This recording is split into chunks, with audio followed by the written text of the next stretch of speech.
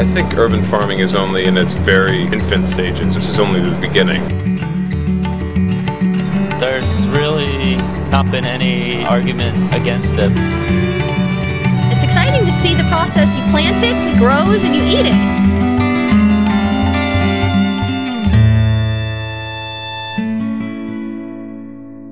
We grow everything here, from squash to basil, peppers, pumpkins, you name it, we grow it.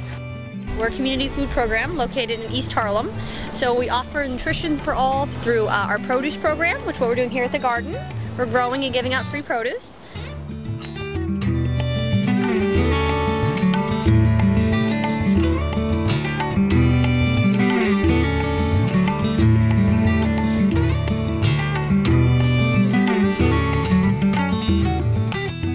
I ran a rooftop farm in Greenpoint, Brooklyn last summer, and we learned a lot, and it was a smaller scale, and we wanted to figure out what scale we would need in order to come up with a business model that could survive in the city.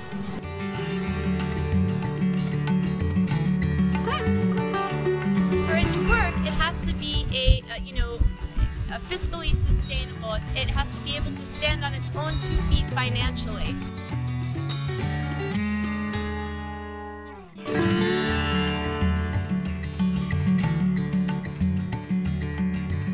My job is to cook food, and the best thing for me to do is to get food produced nearby. It tastes better if it's the best quality. You're supporting a local economy, a local artisan farmer, food grower, cheesemaker, whatever.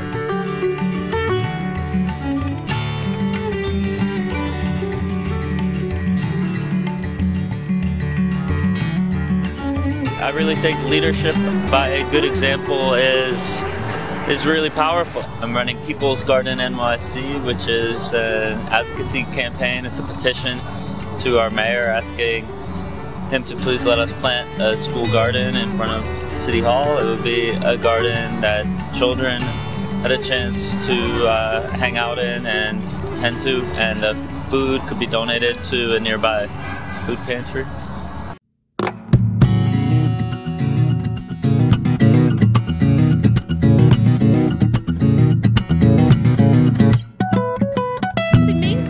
With growing food in New York City is space. No matter how much space you have, there's always a need for more produce.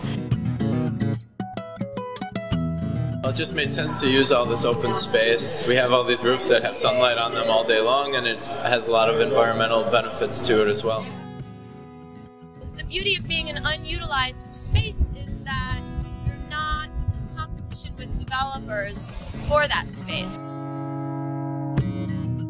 It's great to say that the produce comes from 50 miles from here, but to say that it came from the roof above your apartment building, that's even better.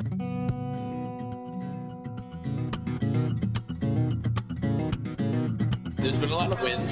It's been a very windy summer, plus it's a windy roof, so therefore to compensate for that we have to use a lot of bamboo, so there's a minimal amount of stress on the plants.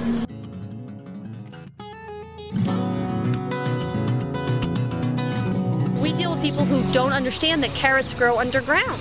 Things that you would think are very simple food and nutrition issues are really being left behind. So I think that programs like this and gardens throughout the community are very important to keep a connection between what's healthy and what people are actually eating.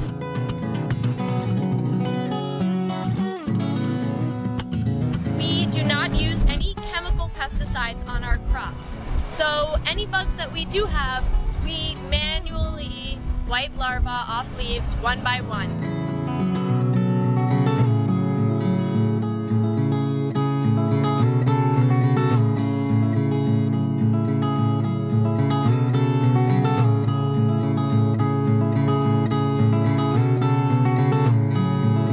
This summer we grew about 12 to 15,000 pounds of produce. There's a lot of trips up and down the steps in the elevator carrying it all.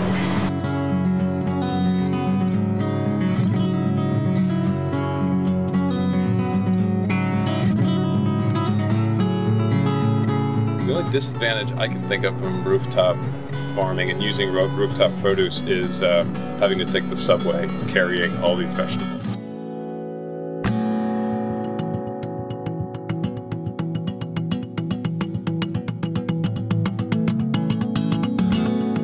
And I think that it's about things the kitchen is about and the garden is about. It's teaching people they can grow. We can at least raise some awareness and consciousness of what food looks like when it's in the ground, what healthy, fresh food can taste like.